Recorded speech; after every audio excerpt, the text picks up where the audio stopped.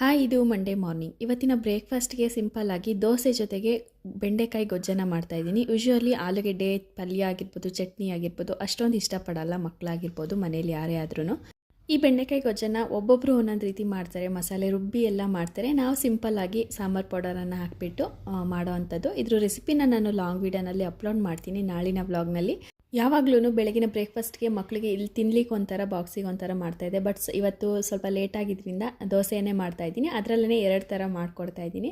So normal ಬೆಂಡೆಕಾಯಿ ಗೊಜ್ಜಿನ ಜೊತೆಗೆ ದೋಸೆಯನ್ನು ಸಪ್ರೇಟಾಗಿ ಬಾಕ್ಸ್ಗೆ ಹಾಕ್ತಾಯಿದ್ದೀನಿ. ಇಲ್ಲಿ ಮನೆಯಲ್ಲಿ ತಿನ್ನಲಿಕ್ಕೆ ಈ ರೀತಿ ದೋಸೆನ ತೆಳ್ಳಗೆ ಹರಡ್ಕೊತಾ ಇದ್ದೀನಿ. ತುಂಬ ಕ್ರಿಸ್ಪಿಯಾಗಿ ಬಂದರೆ ಚೆನ್ನಾಗಿರುತ್ತೆ. ಅದಕ್ಕೆ ಸ್ವಲ್ಪ ಟೊಮೊಟೊ ಚಟ್ನಿ, ಈರುಳ್ಳಿ, ಟೊಮೊಟೊ, ಕೊತ್ತಂಬರಿ ಸೊಪ್ಪು, ಬೇಯಿಸಿರುವಂಥ ಆಲೂಗೆಡ್ಡೆ, ಸ್ವಲ್ಪ ಜೀರಾ ಪೌಡರ್, ಹಾಗೆಯೇ ಸ್ವಲ್ಪ ರುಚಿಗೆ ತಕ್ಕಷ್ಟು ಉಪ್ಪನ್ನು ಹಾಕ್ಬಿಟ್ಟು ಸಿಮ್ಮಲ್ಲಿ ಇಟ್ಕೊಂಡು ನಾವು ಬೇಯಿಸ್ಕೋಬೇಕು. ಇದಿಷ್ಟನ್ನು ಚೆನ್ನಾಗಿ ಮಿಕ್ಸ್ ಮಾಡಿ ಬೇಯೋ ಅಷ್ಟರೊಳಗೆ ದೋಸೆ ಕೂಡ ಕ್ರಿಸ್ಪಿಯಾಗಿರುತ್ತೆ. ಅದನ್ನು ಈ ರೀತಿ ಮಧ್ಯದಲ್ಲಿ ಕಟ್ ಮಾಡಿ ಸಾಸ್ ಜೊತೆಗೆ ಸರ್ವ್